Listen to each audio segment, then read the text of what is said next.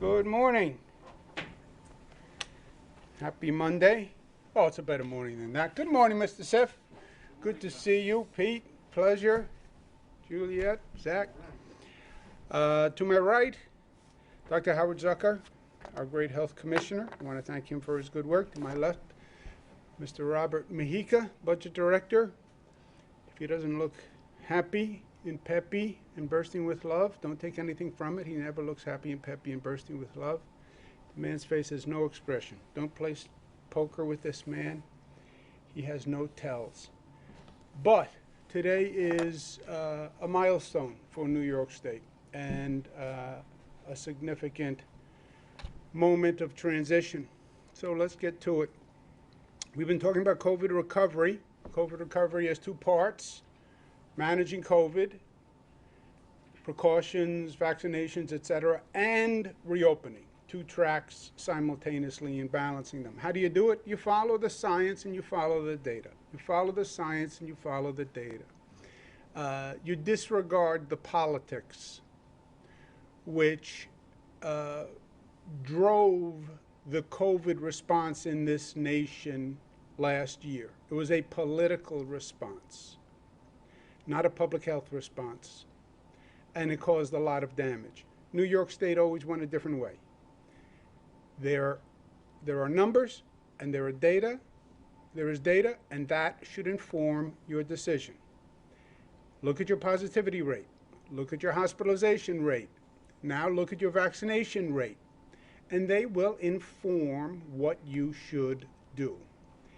Our positivity rate has been going way down dramatically, 50% decline in the last month. Congratulations to New Yorkers. Hospitalization rate, skiing down the mountain, 38% decline over the last month. Vaccination rate, the exact opposite, has been going straight up. We're now 9 million New Yorkers with at least one dose. 7 million New Yorkers fully vaccinated, okay? Numbers overall, 1.9. 37 people still passed away yesterday, and there were no thoughts and prayers, but that's to chasten the exuberance. Well, it's over, hallelujah, spring is here. Yeah, 37 people died. So it's not over. Still variants across the state. Why? This is a function of community behavior. Western New York is still the highest. They're down, but they are still the highest. New York City, Brooklyn is actually higher now, which is a change. We've had Staten Island, which has had the highest positivity for quite some time. Not much of a difference. We're talking about 2.05 to 2.09. I don't even know that statistically that's relevant. Vaccinations, 15 million total. 9 million at least one dose, 7 million fully vaccinated, 35% of the population. Per the CDC, New York State has the highest number of adults fully vaccinated than any other large state. Thank you, New Yorkers. We still have more to do on the vaccinations, and the vaccinations are key. This is the vaccination rate by week, which is interesting. We started back in March, and we started slowly, doing 1.3 million a week. And then we've been promoting it, we've been advertising it. I've been traveling all over the state, giving everybody I know a vaccine. It's safe. President has been talking about the vaccines. Went up April 5th, went up April 12th. Dropped April 19th, dropped April 26th. Why the drop? That's something we're studying. Obviously, the New Yorkers who were most eager to get the vaccine went out first. They got it. And now you're having New Yorkers who are less eager to get it, right? Remember in the beginning, people were going on the website every 20 seconds and hitting the refresh button to get it. We're past that population. Anybody who can get a vaccine now can just walk in and get it. There is no barrier to a vaccine. But you're starting to deal with a population that is just less eager to get it. That's true. Some people hypothesize, well, after the J&J pause, maybe that made people rethink. Nobody has any data on that. I think the J&J pause should have shown people the exact opposite. If they paused the vaccine because one person out of 1,000,000 had a reaction, that means they're studying these vaccines very carefully, and you should take comfort in that fact. But we're seeing the number drop, slight tick up last week. But you can see we're much lower than where we were. Who are the groups we're targeting on the vaccination? Youthful and the doubtful. Those are our words. They're not like scientific words. Younger population and populations that have doubts. And we're working very hard to get to younger people, incentives for younger people. I've asked high schools to organize events where they drive their students to a mass vaccination site. Put them on a bus and bring them to a mass vaccination site. Because that is the population that we need to vaccinate.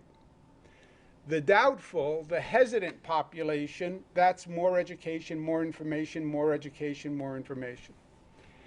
If you look at the percentage of vaccinated, which is interesting, 75 plus, I thought, was going to be the highest population. Actually, they're not. The 65 to 74 are the highest population at 70%.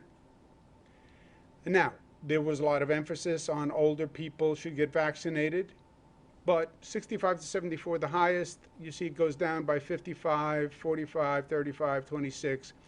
Lowest is 16 to 25. Why? Well, first of all, they were most recently eligible. They weren't eligible in the beginning. Second, some of them do have the superhero complex. I'm young, I can get it, I'll be fine, don't worry about me. I remember early on, there were young people who were down in Daytona Beach. I don't know if you remember the news story. And they were running around in Daytona Beach like nothing was going on for spring break. And they were on TV saying, it's fine, if I get it, I get it. It's nothing. There's part of that, they were most recently eligible. And there is an attitude that they'll be fine. Why should they take the vaccine? My argument is, yeah, maybe you'll be fine. And by the way, you don't know that either. We've had a lot of young people who have died. Maybe you will get a long haul syndrome that we're not really sure what it is yet, but a lingering consequence of COVID. Or maybe you go home and kiss your grandmother and wind up killing your grandmother.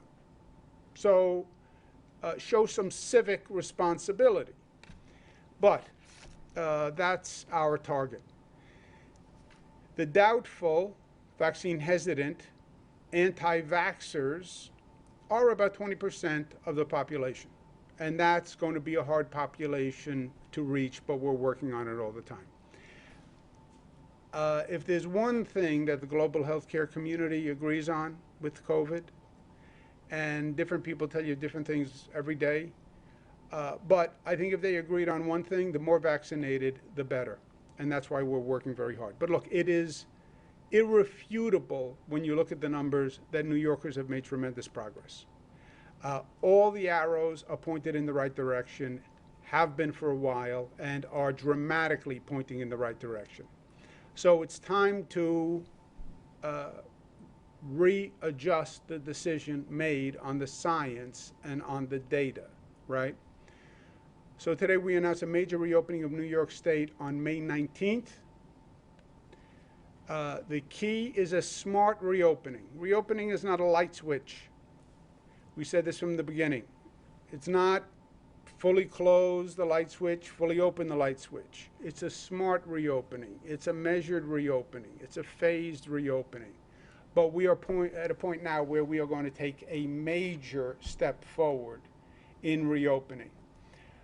When we did the close down, if you remember, we did it on a regionally coordinated basis. We live in a tri-state area. New York shouldn't be a competitor or an encumbrance to New Jersey or to Connecticut. If we are not coordinated, what you'll do is you'll drive people from New Jersey to come to New York. You'll drive people from Connecticut to come to New York. Or you'll drive people from New York to Connecticut. If we say the restaurants are open in Connecticut, but not in New York, you'll have New Yorkers driving to Connecticut. You'll have New Yorkers driving to New Jersey. The coordination is important because you're a mobile population. That's why it's important that Westchester has the same rules as New York City, as Nassau, or Suffolk. Otherwise, you just shop locale. Makes no sense. So we worked with New Jersey, New York, other states on a Northeast coalition. That's how we closed down. And that's how we're going to reopen, because the same theory is true. If New York has dramatically different rules than New Jersey than Connecticut, you'll see people driving back and forth, and that helps no one. So we've been working with a coordination plan, especially on the tri-state area.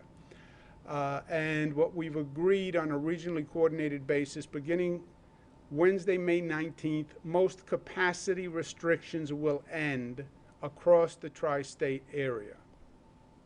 That includes retail stores, food services, gyms, fitness centers, amusement and family entertainment, hair salons, barber shops, offices, etc. No capacity restrictions on all of those activities.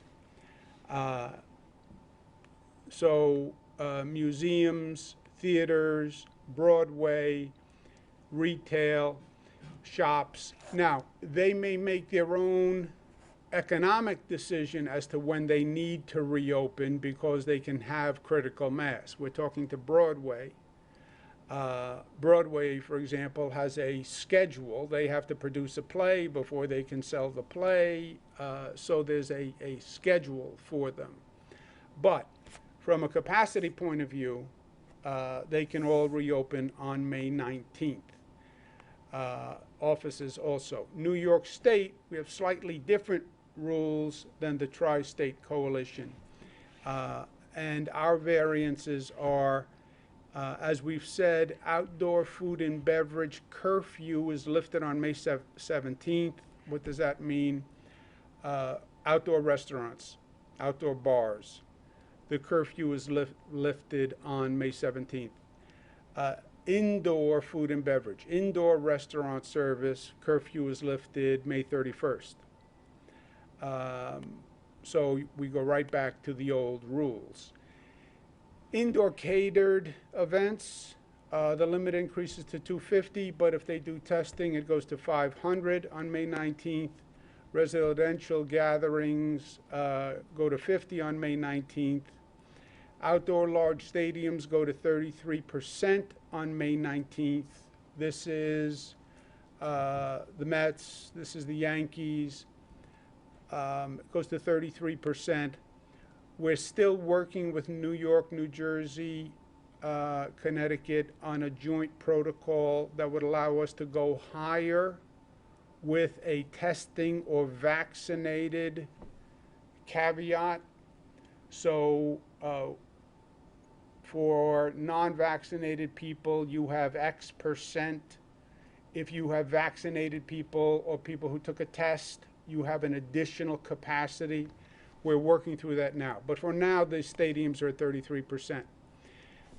In New York, we're going to keep the 6-foot CDC requirement because we do err on the side of safety. CDC keeps the 6 foot social distancing requirement. That is still in effect. So our capacity restrictions are subject to the 6 feet, right? So this room has a capacity restriction, and the capacity restriction applies up to the point where you can afford 6-foot social distancing. If the CDC changes their guidance, then we'll change our guidance. But having said that, for events that can show proof of vaccination or recent negative tests, the 6-foot limit does not need to apply, okay?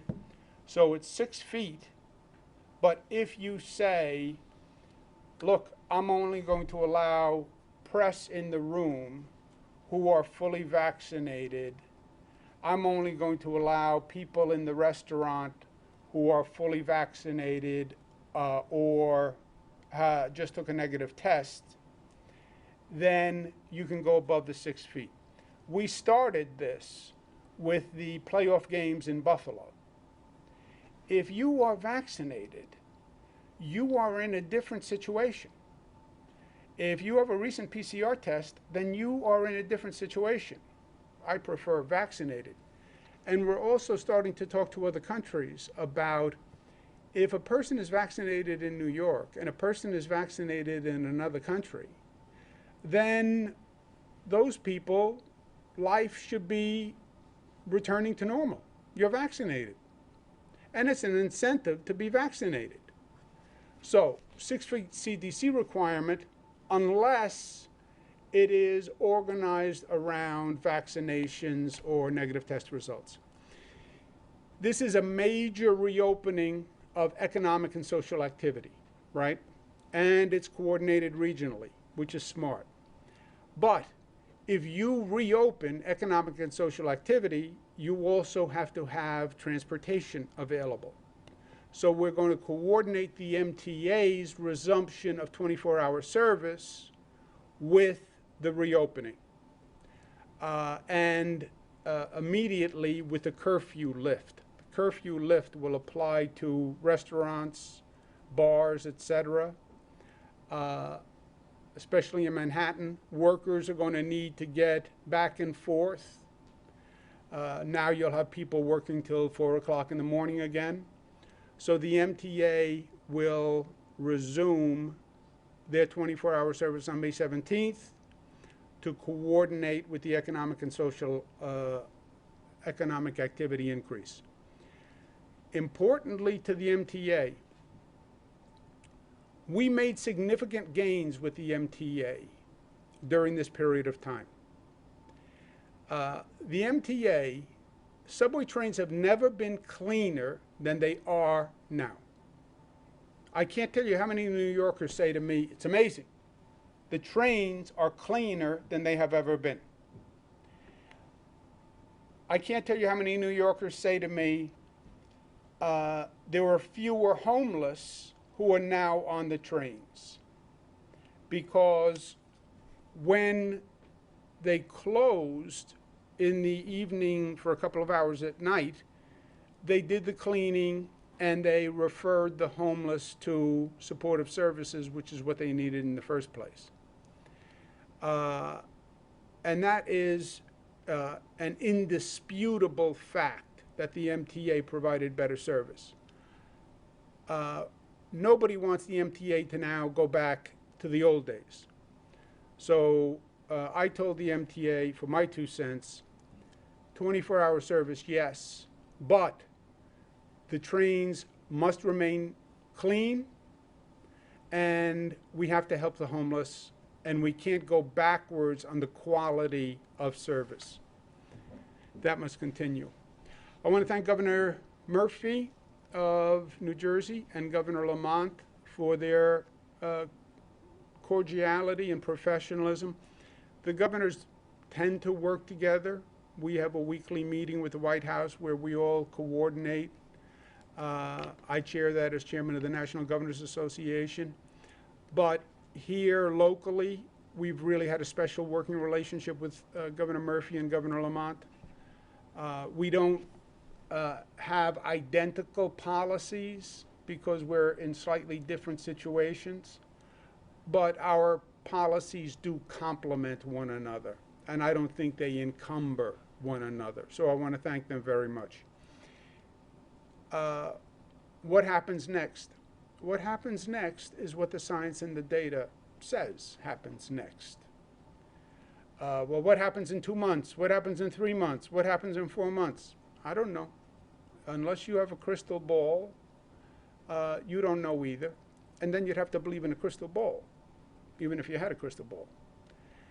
I follow the numbers and the science and the data. I believe in the trajectory that we're seeing. I believe we'll continue to get people vaccinated. I believe it is indisputable that the more people vaccinated, the better the situation. We see our hospitalizations down, positivity down, vaccinations up. We just have to keep all those headed in the right direction. God forbid something happens, then God forbid something happens, and then we deal with it at the time. We're going to continue focused on the vaccinations. Young people have to get vaccinated, and I'm going to continue working on that. The doubtful population, there are also facts here. And this is not a political argument. Well, I'm a conservative, I don't believe in vaccines. It's not political, it's factual. There's no conservative theory of vaccines or liberal theory of vaccines. There's a medical theory of vaccines. So I'm going to continue that fight. But I also want to say, yay, we're reopening. Yes, but that's not the goal, reopening. A lot of damage was done on many levels. Economic damage, social damage, psychological damage. Number of divorces worldwide went up something like 300%. What was the effect on children who were left at home for a year and didn't socialize? What's the effect on people who have been isolated from loved ones? I mean, there's tremendous damage that has been done. And not just in New York, everywhere. So I don't think of it in terms of reopening. I think of it more in terms of post 9/11, post Hurricane Sandy. It wasn't about reopening and rebuilding what we were. No. If the house gets knocked down, we're going to build a better house than we had before. We're not going to replace. We're going to advance. Let's advance. And let's be honest, New York wasn't perfect before this happened. Not like we had the perfect home that was destroyed, and therefore we're going to rebuild the identical home because it was perfect. There was a lot of work to do. And part of being New York tough is, yeah, you knocked us down. Yes, it hurt. Yes, there was pain. But we're going to get up. And we're not just going to get up, we're going to get up smart and strong and united. And we're going to make this a moment of opportunity because everybody has to rebuild. New York's rebuilding, so is California, so is Chicago, so is Canada, so is Europe. We're going to be the first and the fastest to rebuild. We think there's a moment of opportunity here, and we're going to build a totally different New York. We're going to reimagine it. We're going to renew it. It's going to be a New York that never existed before. And we're going to take this moment of reset internationally, and we're going to use it to our competitive advantage. Because we're fast, and we're good, and we're smart. And we're going to come out of this reset ahead of our other competitors. And we're going to fix a lot of the things that we should have fixed all along. And it can be a moment for a New York renaissance. Our New York has to be cleaner. It has to be safer. It has to be fairer. It has to be more economically competitive. We have to reform public safety. The rate of crime, especially in New York City, is unsustainable. We have to repair the relationship between the police and the community. It has to be done. It came to a head at the George Floyd killing. It still hasn't been fully resolved. That has to be done. You know what New York's economics are tied to? The crime rate. Go back and look at the crime rate and look at the economic activity rate. When crime goes up, the economy goes down. We have to repeal SALT because the taxes on the middle class, property taxes, are a killer in this state. Yes, we're the greatest state in the nation. How much of a premium do we expect people to pay to live here? The federal government did it. It was an attack. It was wrong. It was political. Every federal politician promised to redo it. Chuck Schumer said, I promise. Kirsten Gillibrand said, I promise. Jerry Nadler said, I promise. All right, repeal SALT. Because when President Trump did it, they all put out statements saying, we're going to repeal it. It was terrible. Repeal it. That is a major tax cut for New Yorkers. We're going to rebuild our infrastructure, our mass transit system, which should have been done years ago, and we're going to lead the nation in the green economy. Period. Because that is the future. And whoever gets there first wins.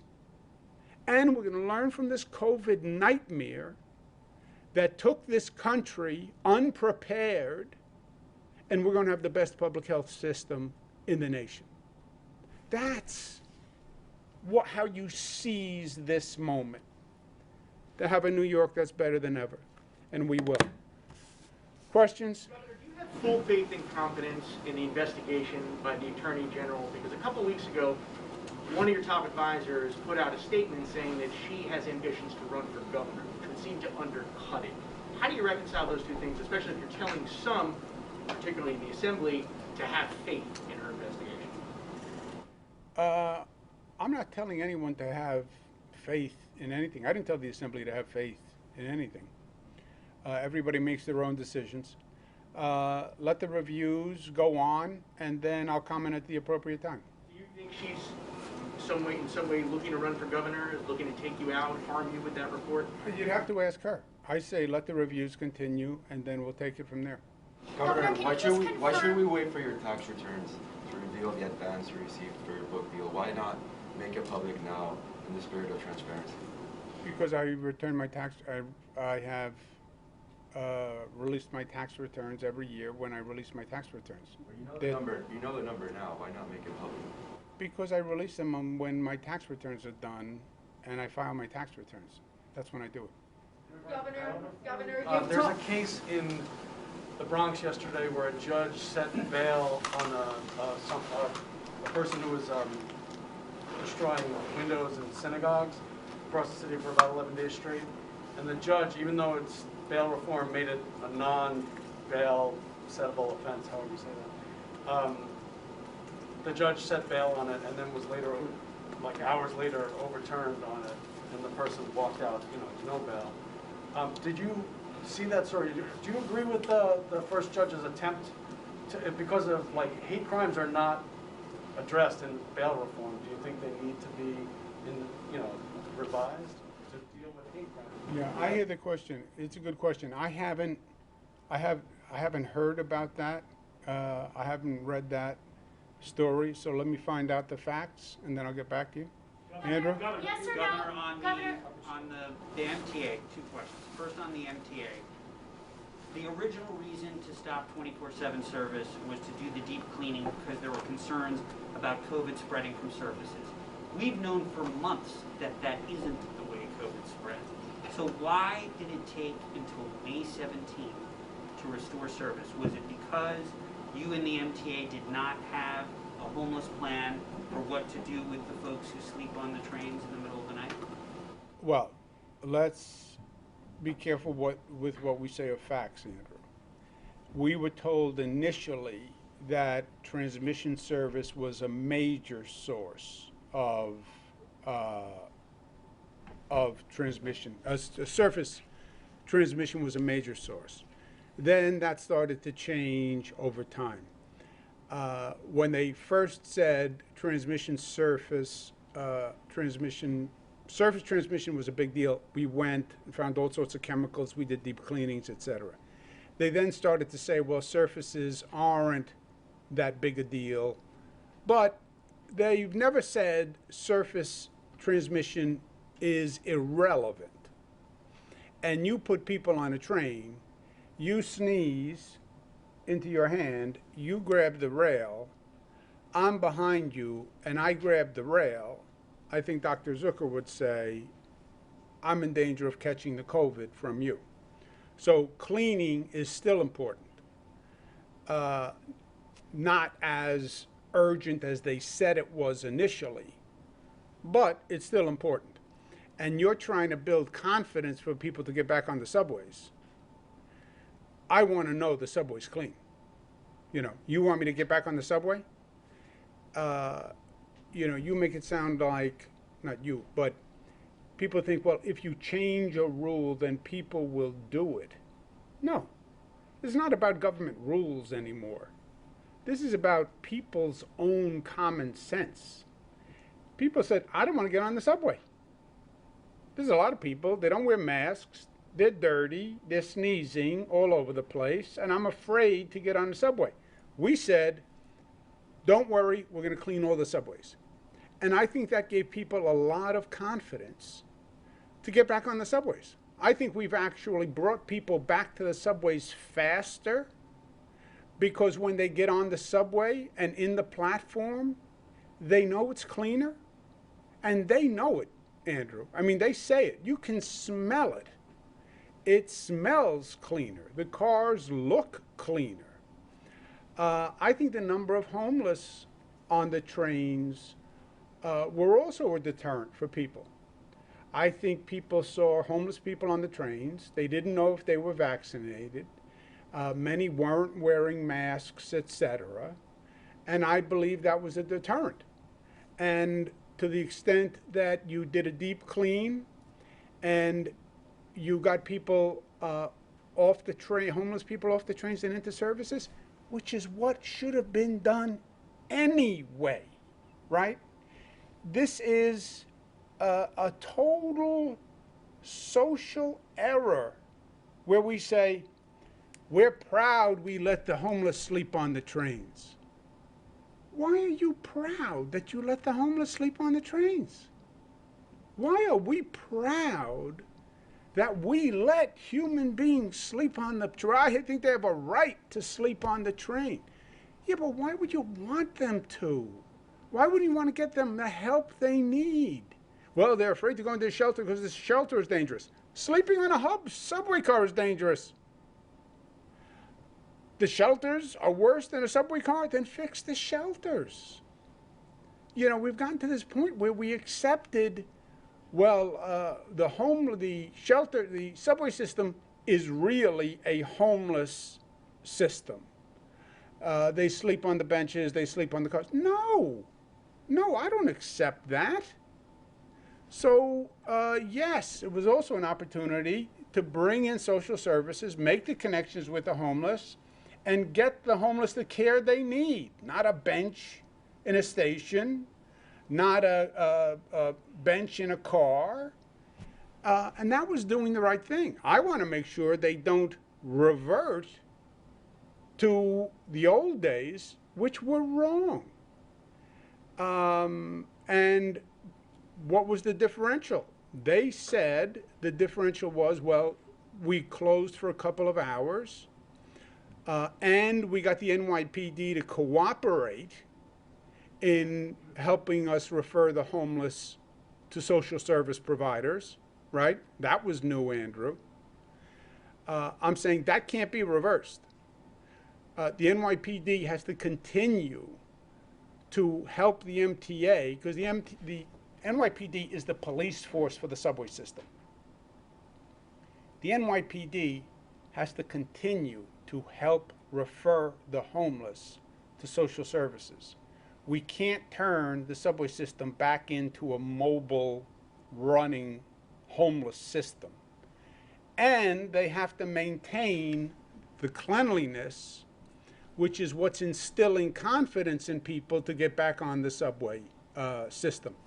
And the buses, by the way. Can you just clarify the 6 feet rule that you talked about? That's only in place for events, but that doesn't apply where restaurants can be full capacity. So people in New York City, our restaurants are very small. Or is the 6 feet rule also in effect in restaurants, museums, and all those things that you listed? 6 foot rule is a CDC rule.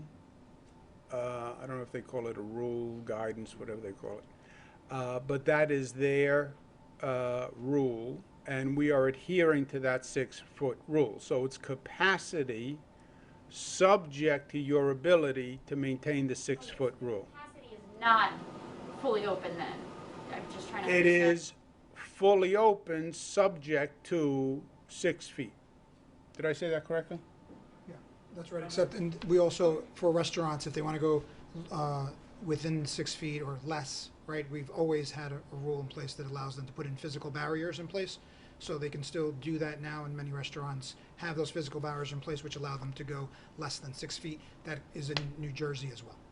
And also, by the way, and I'm trying to promote this, if you have an operating plan for vaccinated people, then you can operate at less than 6 feet. You know, the vaccination numbers are going down. Well, why should I get vaccinated? There are benefits to being vaccinated beyond just you're safer and you won't hurt anyone else. You can go to a restaurant that allows vaccinated people. You can go to a theater. If I'm a theater owner, by the way, or I'm a baseball club, I'll tell you what I do. I say I propose more seats for vaccinated people. And if you're vaccinated, I don't have to live within 6 feet. So I have more seats for vaccinated people. And then non-vaccinated people, I adhere to the 6 foot rule. Now you want to go to a bowl game?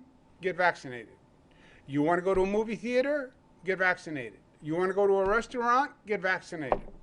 I think that's good. Julia? My question though You is, just you talked said, about, Well, let's do Julia. I'm not going anywhere. thank you. You just talked about getting the unvaccinated vaccinated. So the Veterans Nursing Home at Stony Brook, most, if not all, of the residents are vaccinated. Yet only 64% of the people who work there are vaccinated. That's just since last week. So is there any way to incentivize people to get vaccinated? Is there something you can offer them or something else you can do with them or for them to get them? You know, people are still having a hard time seeing their loved ones in nursing homes, and this is making it difficult. Yeah, well, that is a good question. We're trying incentives, and I'm going to ask Dr. Zucker for his opinion. Some people have suggested mandatory vaccinations for healthcare workers. That would require a law, and that would be highly controversial. I believe the union leadership would be opposed to that. We've tried all sorts of incentives, and we have a rate. I don't know Stony Brook in general, but you remember, I think, we did the vaccination of healthcare workers and hospital workers, and I put those numbers up every day. And we called hospitals and nursing homes, and we said, you're low, you have to get the number up. We sent other hospitals to help vaccinate. Here in the city, we had hospitals that were much, much lower than other hospitals. So we put a lot of time and effort into it, and we have incentives. I don't know what you can do short of mandating it, but I'm telling you that would be highly problematic. But maybe Rob, you want to mention?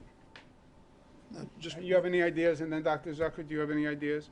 no, we were looking at the hesitancy rates in a lot of different areas, specifically in places like nursing homes, whether or not you can, and doctor could speak to that. And then on the younger groups, we've just started opening up for vaccinations to them, and we're looking at different ways, like activities that, as the governor mentioned, they can participate in if you're vaccinated. Otherwise, right, you can't participate in those activities. And that will happen more and more, and you'll start to see that, and hopefully that'll get them to. Now, because my question is, Ray McGuire, for instance, running for mayor, he's saying, give people $100 to go get a vaccine. There was a news story in, I think it was South Carolina, nursing home residents are being given 4 hours off or a day off as an incentive, or to get that vaccine on their day off, or anything like that. We have done things like that, and organizations have done things like that. And we have done people get time off to get a vaccine. We haven't done the financial incentive, but we have done many incentives like it's free and your employer has to give you the time, etc.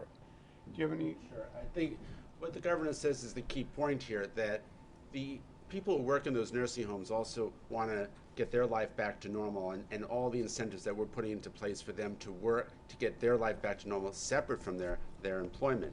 But I hear you, and we are working with those long-term care facilities to figure out what else can we do to get individuals vaccinated on this point. So, Juliet, and on this doubtful, you have an what they call anti-vaxxers, anti-vaccination belief, which is very strong. I know, because they demonstrate against me all the time. They just are anti-vaccination, period. Not just anti-vaccination COVID. We went through this with measles. We had a terrible time getting people vaccinated, children vaccinated for measles. And we have parents to this day who will not send their child to school because they won't let them take the measles vaccine, because they believe the vaccines create medical conditions long term. Let's take two more, sir, and then you. Governor, can we assume that you won't be making any definitive decisions about your future after the release of this AG report, regardless of what's said in it, and instead you're going to wait until the impeachment inquiry is done in the State Assembly? And my second question is whether or not you would support an AG investigation specifically into the alleged nursing home cover-up, as families in Foley Square today are protesting and demanding. Yeah, nursing homes is being looked at by the Eastern District.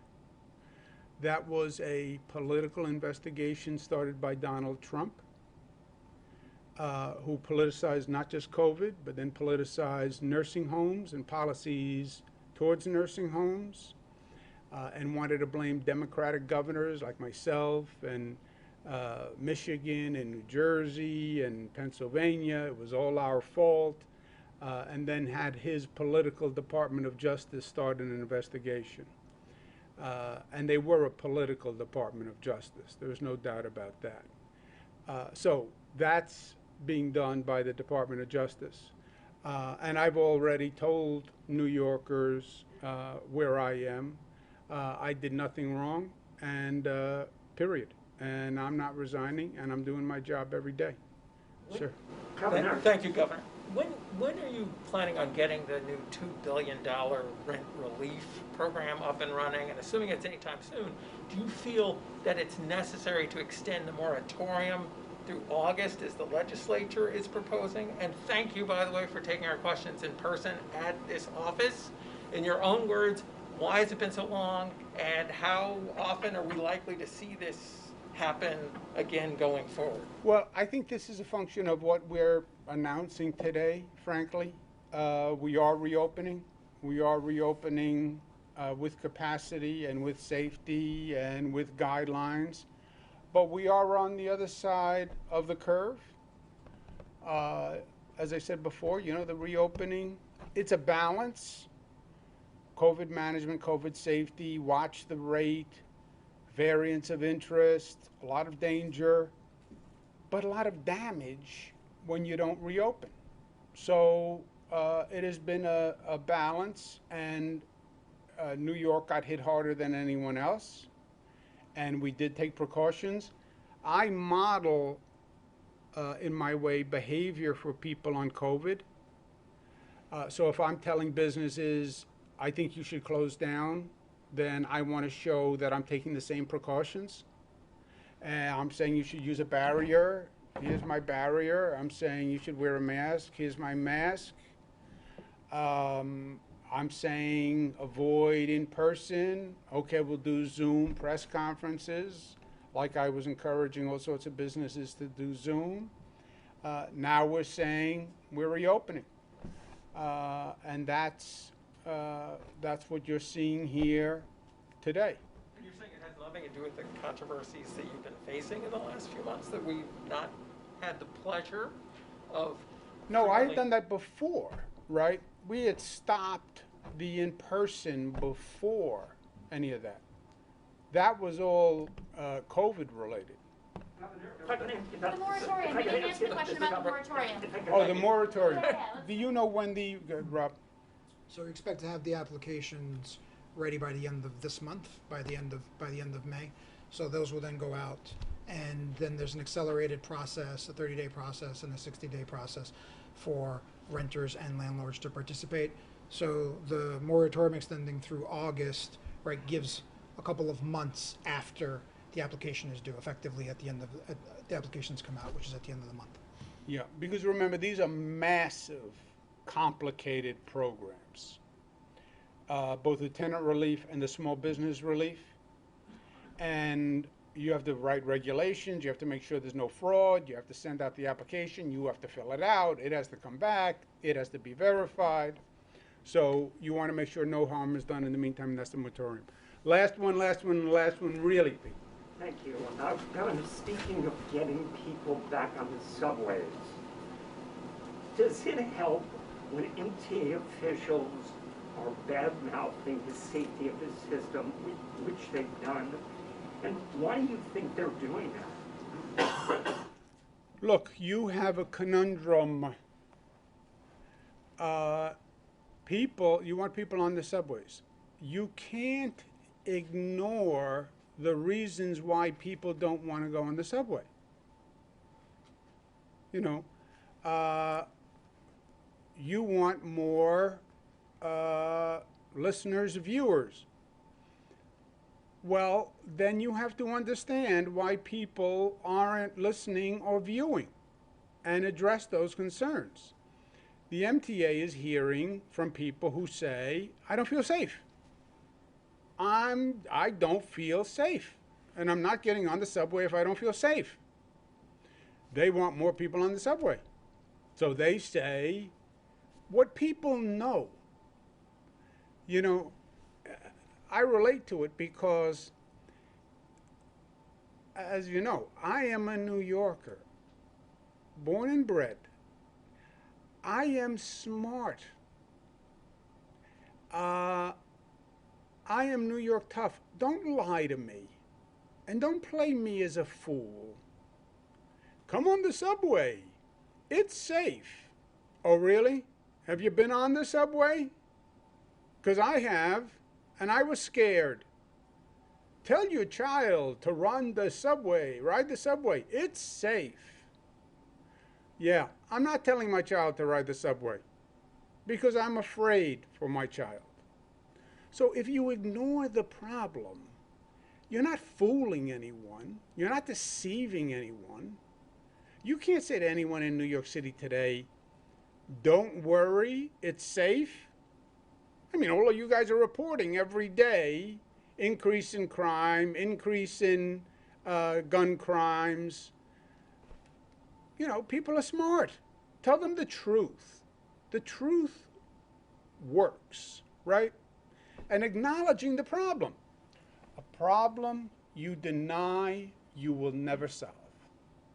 A problem you deny, you will never solve. That's where I get into trouble in life, because I state the problem. And people say, oh, nobody wants to hear that problem. I know, but if we're not honest about the problem, then we're in denial, and then we're never going to solve it. The subways have to be safe. New York City has to be safe. Open the restaurants, go back to the theaters. Safety. I've been there, I've lived this. You look at the rate of crime, look at the exodus from the city, and they are correlated. I'm old enough to remember what it was like when the city was scary, and what it was like to ride the subways and get on the train and walk through the train until you found a car that had a policeman in it. And you sat in the car with the policeman. And that made you feel safe. Now you don't even have a cop on every train. Isn't safety about getting more people into the system? And is this counterproductive when you talk about don't come back, it's not safe? No, they don't say don't come back. They say it has to be safer and we want you back. That's what is the smart message. Now, this is an MTA board member. I'm speaking for the MTA board, which I don't mean to do. But as an MTA board member, what would you say? No, the MTA is launching a campaign, right, to take the train and to have people riding again. But you, as the governor mentioned, you can't ignore the fact that we did a survey comes back. The top thing that people are concerned about is safety on the subway. So as part of the Take the Train campaign is make sure we have police officers on the subway, make sure there's a plan that the city is focused on that relates to the homeless. Let's remember that the subways, we have been phasing them and they have been opened and they've been opening. And even today, they're operating 22 hours a day. They're only closed for 2 hours a day. But we have to acknowledge what people are saying so that when they come back, we're acknowledging it's safer, it's cleaner, and you're going to get there on time. So that is what the board has been talking about this for weeks. And again, they're poised with a campaign to get people to take the trains back, and it's tied to the reopenings. So as you get more people in the offices, more people come back, and they want to come back in a subway system that's cleaner and safer than it was before. Yeah, Peter, let me just say this. I know, let me just say this in closing. Reimagine New York. What is one of the key things we have to do better if we're going to continue to grow? We have to improve mass transit. That's one of the key things. You can't have people getting in cars and commuting. You guys have to get out of the mentality that everybody lives in Manhattan. I'm a Queens boy. Not everybody lives in Manhattan. There's places called Queens and Brooklyn and Nassau and Suffolk and Westchester. The mass transit system has to be better. And it is better. New Moynihan Station. We're rebuilding Penn Station. We're expanding Penn Station. New LaGuardia, air train from LaGuardia. L train tunnel. Performance is better on the trains. Newer trains. More station rehabilitation. Cleaner trains. A clean subway. I've never seen it in my lifetime. Cleaner than I've seen in my lifetime. What's left? Safety. And by the way, the safety in the train is connected to the safety on the street. One of the great police commissioners in New York City said, the subway system is the canary in the coal mine for public safety and the rate of crime. The subway is the canary in the coal mine. The crime rate starts in the subway system. But it's the canary, because then you see it on the street. We're seeing it on the street. You talk about it every day. So forget the canary. The canary, we know the result. It's beyond the canary, it's on the street.